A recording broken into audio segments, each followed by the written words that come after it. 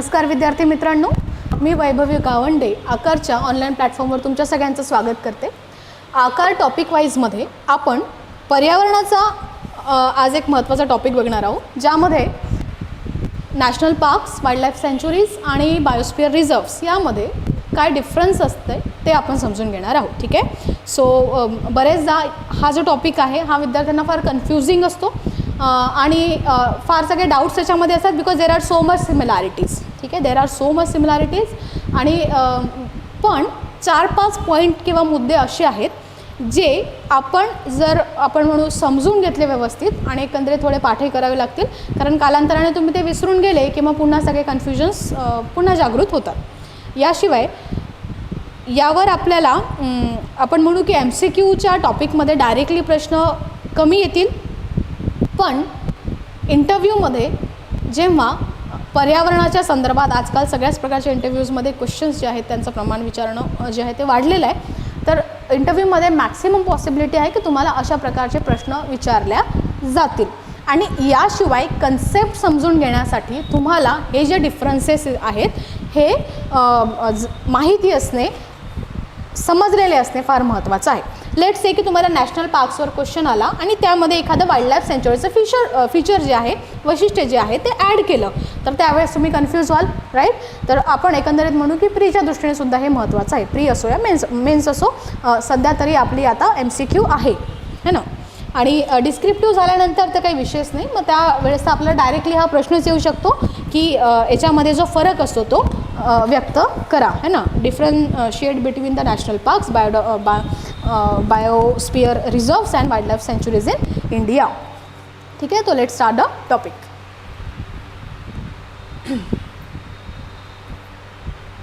Okay, so सगळ्यात आधी वन्यजीव है ना आणि पर्यावरण याच्याशी संदर्भात आपल्याला काय लक्षात आलं की जे वाईल्ड लाईफ आहे, वाईल्ड लाईफचं ह्युमन लाईफवर फार मोठा इम्पॅक्ट आहे आणि एक फार मोठं इम्पॉर्टन्स त्याचं आहे ह्युमन लाईफला सस्टेन, सर्वाईव्ह, फ्लॉरिश करण्यासाठी. ठीक आहे. सो याशिवाय दुसरी एक आपल्याकडे टर्म आहे, दॅट इज बायोडायव्हर्सिटी है ना, जैवविविधता. याचं महत्त्व माणसाला लक्षात आलं की काय आहे. यानंतर दुसरं माणसाला लक्षात आलं की बायोडायव्हर्सिटी किंवा वाईल्ड लाईफ जी आहे ती काय, आता दोन्ही टर्म्स जे आहेत त्या सिनॉनिमस नाही आहेत हां, ती आहे संकटात. तर एकंदरीत जर माणसाची लाईफ सर्वाईव्ह, सस्टेन करत असेल बायोडायव्हर्सिटी आणि वाईल्ड लाईफवर, त्याच्या भरोशावर, स्पेसिफिकली वाईल्ड लाईफपेक्षा म्हणून बायोडायव्हर्सिटीवर है ना, तर याला संपुष्टात याचं येणं, याचं संकटात येणं म्हणजे माणसाचं, ह्युमन रेसचं संकटात येणं आहे. आणि मग माणसाने ठरवलं की आता आपण याचं काय करू, संवर्धन करू आणि करू संरक्षण, कन्झर्वेशन करू, प्रिझर्वेशन करू, प्रोटेक्शन करू. मग या सगळ्या आयडियाच्या बाहेर सोल्युशन म्हणून काय आलं, creation of national parks, biodiversity reserves and wildlife sanctuaries. ठीक आहे.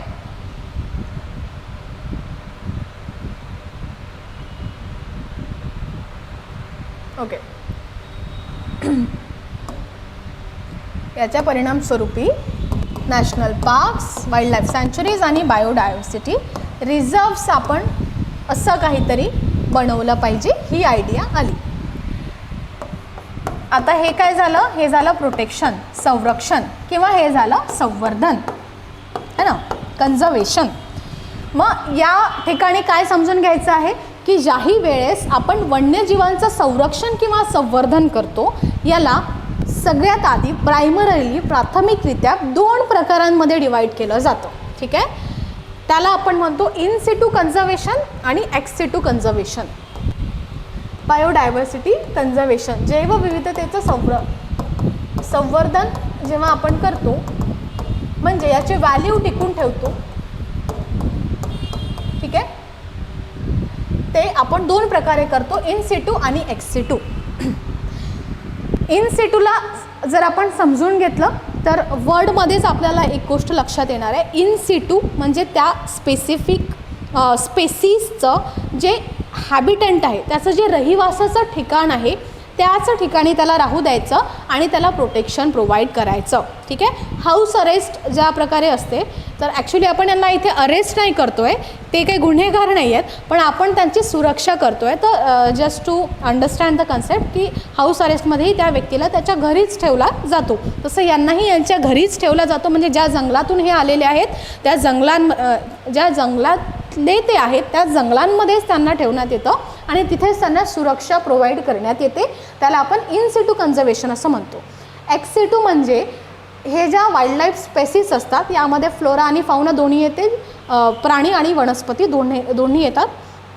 यांना त्यांच्या अधिवासाच्या ठिकाणातून त्यांचं जे हॅबिटॅट असतं तिथून बाहेर नेऊन त्यांची सुरक्षा करण्यात येते. ठीक आहे. सो त्यांच्या घरीच ठेवून त्यांना सुरक्षित करणे आणि तिथून त्यांना बाहेर नेऊन त्यांना सुरक्षा प्रदान करणे असे दोन प्रकार कन्झर्वेशनसाठी वापरले जातात. ठीक आहे. सो याचे काही एक्झाम्पल्स आहेत, एक्झाम्पल्सच्याद्वारे आपल्याला आयडिया बेटर क्लिअर होणार आहे. इन सिटूमध्ये नॅशनल पार्क्स, बायोस्फिअर रिझर्व आणि वाईल्ड लाईफ सँच्युरीज यांचा समावेश होतो. ठीक आहे. एक्स सिटू कन्झर्वेशन, तर नॅशनल पार्क्स म्हणजे राष्ट्रीय उद्याने जे आहेत ते कुठं बनवले जातात, ऑलरेडी जे जंगलं आहेत त्या जंगलांमध्ये जे प्राणी आहेत ते त्यांचंच घर होतं. पण कालांतराने आपल्याला लक्षात आलं की या ठिकाणी यांच्यावर, कारण आता माणसाकडे टेक्नॉलॉजी आलेली आहे ना, त्याच्याकडे वेगवेगळ्या प्रकारचे टेक्नॉलॉजिकल वेपन्स आलेले आहेत आणि त्यामुळे तो प्राण्यांचा म्हणा, वनस्पतींचा म्हणा, त्यांच्या जीवासोबत वेगवेगळ्या प्रकारचा खेळ करतो है ना. कधी बिझनेससाठी म्हणा, कधी एंटरटेनमेंटसाठी म्हणा, कधी सजावटीसाठी म्हणा, आणि याच्या परिणामस्वरूपी त्यांची संख्या जी आहे ती अतिशय कमी होत आहे. अनेक स्पेसिस लुप्त होताना, एंडेंजर्ड होताना आपल्याला दिसून येतात. एक्सटिंक्टसुद्धा काही स्पेसिस झालेल्या आहेत. मग यासाठी आपण राष्ट्रीय उद्याने निर्माण केले, तर त्याच जंगलांमध्ये त्यांना त्यांच्याच घरी सुरक्षितता देण्यात आली. यासाठी पूर्ण आपण म्हणू फॉरेस्ट गार्ड्स असतात, जे ऑफिसर्स असतात है ना, जे सोल्जर्स आहेत फॉरेस्टचे, तर ते सगळे त्या ठिकाणी त्यांचे प्रोटेक्शन सुरक्षेमध्ये आपल्याला असलेले दिसून येतात. आणि अनेक प्रकारचे लॉज आहेत जे अनेक प्रकारचे प्रोहिबिशन्स, बंद्या वगैरे त्या ठिकाणी अनेक क्रियाकलापांवर घालतात, त्यामुळे त्यांचं संरक्षण त्या ठिकाणी होतं. दुसरं एक्स सिटू जी आहे, एक्स सिटूमध्ये आपण म्हणतो आहे की त्यांच्या अधिवासाच्या ठिकाणातून, त्यांच्या राहण्याच्या ठिकाणातून त्यांना बाहेर नेऊन सुरक्षा प्रदान केली जाते. यामध्ये बॉटनिकल गार्डन्स, सीड बँक्स, त्यानंतर झुलॉजिकल पार्क्स, अक्वॅरियम्स अशा सगळ्या गोष्टी येतात. ठीक आहे. सो तुम्ही पण बॉटनिकल गार्डनमध्ये कधी गेले असाल तर त्या ठिकाणी तुम्हाला दिसणार आहे की जे फुलं वगैरे आहेत हे सगळे ती स्पेसिस त्या ठिकाणी कुंड्यांमध्ये कधी कधी लावलेली असते आहे ना, किंवा ती गार्डनिंगद्वारे त्या ठिकाणी आणलेली आहे. तिथेच आपण म्हणू की लागणारी स्पेसिस कधीच नव्हती है ना, तर त्याला आपण काय म्हणू की मग बाहेर आणलेलं आहे त्यांना त्यांच्या स्पेसिफिक अधिवासाच्या ठिकाणामधून. झूमध्ये तुम्ही जाल तर तिथे तुम्हाला प्राणी डायरेक्टली कशात दिसणार आहेत, केजमध्ये असलेले दिसून येणार आहे. तो अशा प्रकारे त्याला एक्स सिटू कन्झर्वेशन असं म्हटलं जाते. आता ॲक्च्युली दोन्ही प्रकारचे जे संवर्धन आहे ते महत्त्वाचं असतं. दोन्ही प्रकारे संवर्धन करण्यासाठीचे कारणंसुद्धा वेगवेगळे आहेत, ते सुद्धा समजून घेऊन आपण पुढे चालूया. ठीक आहे. सो इन सिटू कन्झर्वेशन जे आहे हे आता काय आपण बघितलं, ऑन साईट कन्झर्वेशन आहे, हे ऑफ साईट कन्झर्वेशन आहे है ना, म्हणजे अधिवासाच्या ठिकाणीच, आणि हे अधिवासाच्या ठिकाणाहून आपण म्हणू बाहेर नेऊ. त्यानंतर या ठिकाणी वाईल्ड लाईफ, नॅचरल हॅबिटॅट्स, तर यांचं एंडेंजर्ड स्पेसिस जे आहेत म्हणजे धोक्यात असणाऱ्या ज्या प्रजाती आहेत त्यांचं संरक्षण करण्यासाठी हे आपल्याला असलेलं दिसून येतं. पण हे काय असतात, नॅचरल हॅबिटॅट असतात, नैसर्गिक ठिकाणं असतात, जसे सगळे जंगलं झाले है ना. पण जे एक्स सिटू कन्झर्वेशनसाठी आपण वापरतो ते काय असतात, मॅनमेड हॅबिटॅट असतात. म्हणजे माणसाने बांधलेलं एखादा झू असतो, बॉटनिकल गार्डन आहे ते माणसाने बांधलेलं असतं है ना, तर मग त्या ठिकाणी वेगवेगळे ते सेक्शन्स करतात. इथे हे झाडं असतील, इथे हे फुलं असतील, तिथे ते फुलं असतील, या ठिकाणी अशी मेडिकल वनस्पती असेल तर ती या सेक्शनमध्ये लागेल. What is this is a human made thing no. आपल्याला जंगलांमध्ये असं काही नसतं, जंगलांमध्ये तो सगळा जंगलीपणा, वाईल्डनेस असतो है ना, कुठेही काही आपल्याला असलेलं दिसून येतं. That is the beauty of it no. So these are more dynamic, गतिशील असतात है ना, आणि involves natural habitat of organisms. हे लेस डायनॅमिक असतात, म्हणजे डायनॅमिक आपण गतिशील म्हणजे याच्यामध्ये काही एवढे बदल इझिली होऊ शकत नाही, याच्यामध्ये निसर्गानुसार वेगवेगळे बदल जे आहेत ते होत राहतात. बरं, very important to know is what, सगळ्यात महत्त्वाचा काय फरक आहे याच्यामध्ये, की जे आपले national parks, wildlife sanctuaries, biosphere reserve आहेत, म्हणजे इन सिटू कन्झर्वेशन आहे, याच्यामध्ये जे प्रिडेटर्स असतात है ना, ज्याला आपण काय म्हणतो, जे भक्षक वगैरे असतात, यांच्यापासून सुरक्षा जी आहे ती मिळते. जे वडा देते पोचर्स असतात, पोचर्स है ना, तर पोचर्सपासून सुरक्षा इथे आपल्याला मिळते. आणि जर एक्सेटू म्हणालं तर या ठिकाणी ॲब्सोल्यूट सुरक्षा मिळते सगळ्याच प्रकारच्या घटकांपासून. ठीक आहे, कारण ते प्राणी तुरुंगातच असतात, तर त्यांना कोणीच हात लावू शकत नाही. या ठिकाणी कमीत कमी ते निसर्गामध्ये असतात, तर त्यांच्यामध्ये आपसामध्ये आपण म्हणू की झडप वगैरे होऊ शकतात, जे झू वगैरेमध्ये किंवा एक्सेटू कन्झर्वेशनमध्ये अजिबातच पॉसिबल नाही आहे. त्यानंतर जे इन्सिटू कन्झर्वेशन आहे ते सुटेबल कोणासाठी आहे, असे प्राणी ज्यांची संख्या फार जास्त कमी झालेली नाही आहे, अबेंडन्समध्ये आहे. ठीक आहे, तर चांगल्या भरपूर प्रमाणामध्ये त्यांची संख्या आहे. जसं आपण म्हणू की काझीरंगामध्ये आपल्याला 1500+ जर एलिफंट्स वगैरे आहेत ते असलेले दिसून येतील, किंवा कर्नाटकमध्ये आपल्याला भरपूर प्रमाणात त्यांचं दिसून येतं, तर त्यावेळेस त्यांना मग इन सिटू कन्झर्वेशन दिलं जातं. पण फॉर एक्झाम्पल जर यांची संख्या फारच कमी झाली, 5 आणि 10 एलिफंट्सवर आली, तर त्यावेळेस त्यांना काय करेल, मग एक्सेटू कन्झर्वेशन देण्यात येईल आणि त्यांना झूजमध्ये, बॉटनिकल गार्डन्समध्ये है ना, अशा प्रकारे त्यांना सेफ ठिकाणी नेऊन ठेवण्यात येईल, की ज्या राहिलेले काही जे इंडिव्हिज्युअल स्पेसिस आहेत त्या एखाद्या आपण प्रजातीचे, त्यांना सगळे प्रयत्न करून वाचवण्यात आलं पाहिजे. ठीक आहे, म्हणून एक्सेटू कन्झर्वेशन जी आहे ते कोणासाठी महत्त्वाचं आहे, ज्या वेळेस एखाद्या प्रजातीची संख्या जी आहे ते अतिशय कमी झाली असेल आणि या ठिकाणी संख्या बऱ्यापैकी चांगली असेल, बऱ्यापैकी चांगली संख्या असेल, तर इन सिटू त्यांना प्रोव्हाइड केलं जातं. ठीक आहे, त्यानंतर जर एखाद्या स्पेसिफिक प्रजातीमध्ये रॅपिड डिक्लाइन झाला असेल, ठीक आहे, आपण म्हणू की एखादी रोगराई एखाद्या प्राण्याच्या प्रजातीमध्ये पसरली असेल किंवा एखाद्या वनस्पतीच्या प्रजातीमध्ये पसरली असेल, त्याच्या परिणामस्वरूपी जी संख्या आहे त्या प्रजातीची एकदम कमी आपल्याला होताना दिसून येत असेल, व्हायला लागली असेल, तर अशा वेळेस त्यांना एक्सेटू कन्झर्वेशन प्रोव्हाइड करण्यात येईल. आणि अशी जर कंडिशन नसेल, they are like going well to do, आणि काही त्यांना काही आपण म्हणू रॅपिड डिक्लाइनची कंडिशन नाही आहे, तर मग त्यांना इन सिटू कन्झर्वेशन देण्यात येणार आहे. तर अशा प्रकारे संवर्धन 2 प्रकारे केल्या जाते, हे आपण समजून घेतलं है ना. या ठिकाणी एक्झाम्पल्स दिलेले आहेत. ओके,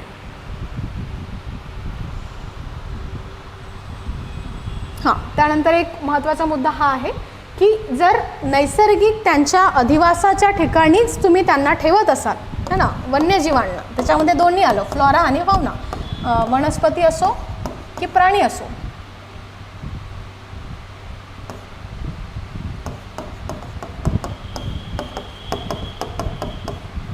तर त्यांची जी प्रोसेस ऑफ इव्हॉल्युशन आणि ॲडॅप्टेशन आहे ते फार चांगली असणार आहे आणि ती मेंटेन राहणार आहे. ठीक आहे, पण जर तुम्ही त्यांना सेपरेट केलं त्यांच्या नीचेपासून, त्याला आपण नीचे असं म्हणतो, त्यांच्या माहोलमधून आहे ना, त्याला आपण माहोल म्हणतो ना, जो आपल्याला फार आवडतो, तर त्या वन्यजीवांनासुद्धा त्यांचा एक नैसर्गिक माहोल आहे जिथे राहणं आवडतं. पण तुम्ही त्यांना एक्सेटूमध्ये आणलं, झूलॉजिकल पार्क्समध्ये वगैरे सगळं, तर त्या ठिकाणी त्यांची प्रोसेस ऑफ इव्हॉल्युशन स्लो होणार आहे आणि ॲडॅप्टेशनवर पण परिणाम होणार आहे. ठीक आहे, so this is another point that you are suppose to note in your notes. I think benefits आपण डिस्कस केले आहेत. आता डायरेक्टली जाऊयात, जो स्पेसिफिक डिफरन्स आपण म्हणतो आहे national parks, wildlife sanctuaries आणि बायोडायव्हर्सिटी रिझर्व्समध्ये.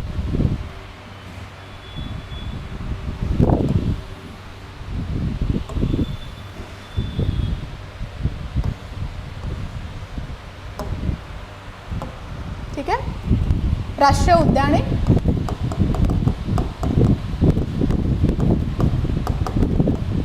वन्यजीव अभयारण्ये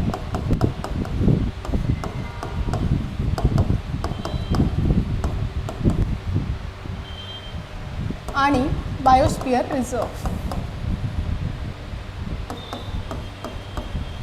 है ना, याला म्हणतील जीवावरण संरक्षित.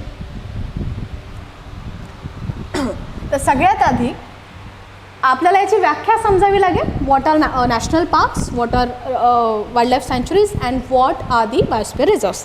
स्पेसिफिकली नॅशनल पार्क्स, आता हे सगळे जे एरिया असतात these are the reserved areas, आणि या सगळ्यांचं ध्येय जे आहे ते कन्झर्वेशन आणि प्रोटेक्शन आहे. दॅट ते सगळ्यांसाठी सारखं राहणार आहे. संरक्षण आणि संवर्धन करणे सगळ्यांचं ध्येय आहे. पण राष्ट्रीय उद्यानांमध्ये त्या विशिष्ट ठिकाणी असणारे वन्यजीव है ना, ज्यामध्ये येणार आहे वनस्पती आणि त्या ठिकाणचे प्राणी, याशिवाय त्या ठिकाणचं नैसर्गिक सौंदर्य, ठीक आहे, किंवा म्हणू आपण तिथला निसर्ग. जर त्या ठिकाणी एखादी प्राचीन इमारत असेल, त्या ठिकाणी काही झाडं असतील जे प्राचीन असतील, होऊ शकते ते झाड तुटलेलं आहे बट त्याचं लाकूड त्या ठिकाणी आहे जे त्याला ब्युटी देत आहे, सुंदर बनवत आहे है ना. तर अशा सगळ्या गोष्टी, त्या ठिकाणचं जे नॅचरल ब्युटी आहे ते टिकवून ठेवणे हे कशाचं ध्येय आहे? नॅशनल पार्क्सचं, राष्ट्रीय अभयारण्य. तर संरक्षण आणि संवर्धन जे आहे ते एवढ्या गोष्टींना देण्यात येतं. याशिवाय वन्यजीव अभयारण्यामध्ये एक महत्त्वाचा शब्द आहे वन्यजीव, वाईल्ड लाईफ है ना. तर या ठिकाणी स्पेसिफिक वाईल्ड लाईफ, तर विशेष वन्यजीवांच्या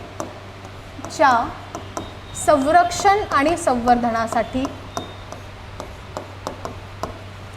यांना स्थापन केल्या जाते. ठीक आहे. विशेष जसं आपण कुठलेही प्राणी म्हणा, यांच्या संवर्धन आणि संरक्षणासाठी आपल्याला वाईल्ड लाईफ सँच्युरीज बनलेल्या दिसून येतात. जसं आपण म्हणू एलिफंट्स असो है ना, रायनोज असो, ठीक आहे. त्यानंतर बायोस्फिअर रिझर्व जे आहेत, दीज आर, यांचा म्हणजे एकदम हॉलिस्टिक प्रोजेक्ट आहे हा, हॉलिस्टिक इन नेचर. ठीक आहे. मल्टीपर्पज प्रोजेक्ट्स असतात हे, पर्पज प्रोजेक्ट्स म्हणजे मल्टीपर्पज म्हणजे एक्झॅक्टली काय. आता जर कन्झर्वेशन आणि प्रोटेक्शन असेल तर ते तर आहेच, संवर्धन आणि संरक्षण. याशिवाय या ठिकाणी जो माणूस आहे ना, म्हणजे त्या ठिकाणचे जे लोकलाइट्स आहेत, राहणारे लोक किंवा जेही काही एन्व्हायरमेंटलिस्ट आहेत, ज्यांनाही सिम्पती एम्पथी आहे पर्यावरणाच्या विषयी, ते आणि जे वन्यजीव आहेत किंवा जे पर्यावरण आहे यांच्यामध्ये एक रिलेशन निर्माण करण्याचं काम सुद्धा कशाचं ध्येय आहे? Biosphere reserve. बायोस्फिअर रिझर्वच्या रिगार्डिंग आपलं एक लेक्चर ऑलरेडी रेकॉर्डेड आहे. तुम्ही याच्याशी संदर्भात अजून तुम्हाला डिटेल जाण्याचं असेल तर ते लेक्चर बघू शकता. ठीक आहे. So this is the major difference. आणि अशा प्रकारे आपण याची व्याख्या करू शकतो की biosphere reserves are the multipurpose projects. या ठिकाणी अनेक ध्येय असतात. संवर्धन संरक्षणासोबतच जो संबंध आहे माणूस आणि पर्यावरणाचा तोही टिकवून ठेवणे फार या ठिकाणी प्रायोरिटाईज केलं जातं. वन्यजीव अभयारण्यामध्ये काही स्पेसीसला स्पेसिफिक प्रोटेक्शन देण्यासाठी म्हणून त्या ध्येयाने ते जे आहेत ते इस्टॅब्लिश केले जातात. आणि राष्ट्रीय अभयारण्य जे आहेत ते त्या ठिकाणच्या वन्यजीवासोबतच नैसर्गिक सौंदर्यसुद्धा टिकवून ठेवण्यासाठी उभारले जातात. ठीक आहे.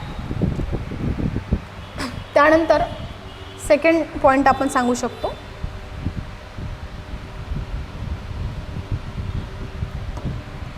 जे राष्ट्रीय उद्याने आहेत या ठिकाणी ज्या बाउंड्रीज असतात, ठीक आहे, त्या स्पेसिफिक असतात, कायद्याने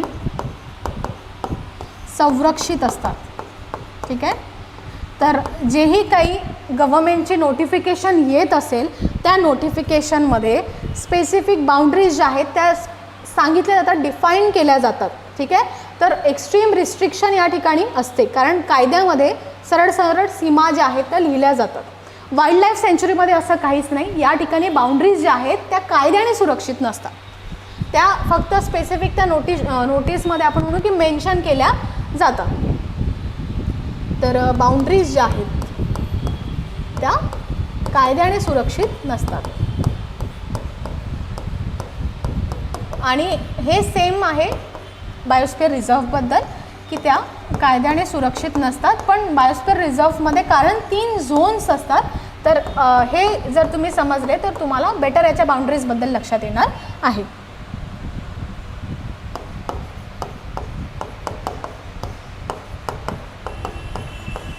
है ना. बरं, त्यानंतर आता तुम्हाला एक माहिती असेल की वन्यजीव जे आहे किंवा फॉरेस्ट जे आहे तो पूर्वी केंद्र सरकारचा विषय होता, त्यानंतर त्याला समवर्त सूचीमध्ये ॲड करण्यात आलं. म्हणजे कन्करंट लिस्टचा सब्जेक्ट आहे, त्याच्यामुळे राज्य सरकार आणि केंद्र सरकार दोघांचा याच्यावर अधिकार असतो. जर राष्ट्रीय उद्याने घोषित करायची असतील तर केंद्र सरकारला प्रायोरिटी दिल्या जाते, आणि जर वाईल्ड लाईफ सँच्युरीज घोषित करायच्या असतील तर राज्य सरकारला प्रायोरिटी दिल्या जाते. हा एक मुद्दा तुम्हाला लक्षात ठेवायचा आहे. याशिवाय बायोस्फिअर रिझर्व्ह जो आहे हा एक आंतरराष्ट्रीय प्रोजेक्ट आहे. एका आंतरराष्ट्रीय प्रोजेक्टच्या आतमध्ये युनेस्कोनी 1971मध्ये मॅन अँड बायोस्फिअर नावाचा एक प्रोजेक्ट आणला होता. त्याच्या आतमध्ये आपण बायोस्फिअर रिझर्व्ह जे आहे ते आपल्या देशामध्ये निर्माण करत असतो. सध्या 18 बायोस्फिअर रिझर्व्ह आपल्याला भारतामध्ये असलेले दिसून येतात. ठीक आहे. तर हा एक डिफरन्स आहे जो आपल्याला लक्षात ठेवायचा आहे आणि महत्त्वाचा आहे. यानंतर काय जाणणे महत्त्वाचं आहे की कशाची परवानगी असते, है ना. तर नॅशनल पार्क्स, कारण आपल्याला माहिती आहे की याच्या बाउंड्रीज कायद्याने सुरक्षित आहे. एक्स्ट्रीमली रिस्ट्रिक्टेड जर काही असेल तर ते आहेत नॅशनल पार्क्स. ठीक आहे. तर आपण म्हणू की या ठिकाणी संपूर्ण बंदी असते. फक्त एकच आहे रिसर्च. ठीक आहे. रिसर्च आणि एज्युकेशनच्या रिगार्डिंग, एज्युकेशन नाही पण रिसर्चच म्हणू, तर परमिशन घेऊन आतमध्ये तुम्हाला नॅशनल पार्क्समध्ये जाता येतं. अदरवाईज घास चरवणे वगैरे असो, हे सगळं गेझिंग ज्याला म्हटलं जाते, शेती करणं म्हणा, है ना, टुरिझम पण एकदम लिमिटेड टुरिझम किंवा परवानगीनेच वाईल्ड लाईफ वॉर्डन जे असतात त्यांच्या परवानगीनेच तुम्हाला नॅशनल पार्क्समध्ये एंटर करता येते. So these are the absolutely protected areas national parks. Wildlife sanctuaries जर तुम्ही म्हणालात तर या ठिकाणी तुम्हाला जी सुरक्षा आहे ते अतिशय आपण म्हणू शिथिल असलेली दिसून येते. या ठिकाणी गेझिंग अलाउड आहे, लिमिटेड आहे. ठीक आहे. Limited grazing is allowed. Agriculture पण लिमिटेड अलाउड आहे. ठीक आहे. तर अशा जे आहे ते लिमिटेड गोष्टी तुम्हाला वन्यजीव अभयारण्यामध्ये अलाउड असलेल्या दिसून येतील. ठीक आहे. आणि जर बायोस्फिअर रिझर्व्हचा विषय घेतला तर या ठिकाणी झोन्सनुसार तुम्हाला हे बघावं लागेल. यासाठी याचं स्पेसिफिक वेगळं लेक्चर आपलं आहे, त्यामध्ये मी सगळं तुम्हाला इथे एक्सप्लेन करून सांगितलं आहे. तर ते जर तुम्ही बघितलं तर या नोट्समध्ये पुढे ॲड करता येईल. ठीक आहे. सर अशा प्रकारे आपण राष्ट्रीय उद्याने, वन्यजीव अभयारण्ये आणि बायोस्फिअर रिझर्व्ह यांच्यामध्ये काय मेजर डिफरन्सेस असतात हे समजून घेतलं. आणि जे कन्झर्वेशन असते, बायोडायव्हर्सिटीचं संवर्धन आणि संरक्षण असते, ते कोणत्या 2 प्रकारे केल्या जाते हे समजून घेतलं. व्हिडिओला आपण जास्त काही आपण लांब करू नये. एक शॉर्ट आणि स्वीटमध्ये आपल्याला हा टॉपिक आणि हे डिफरन्सेस समजायचे होते. तर इथे आपण थांबूया. धन्यवाद.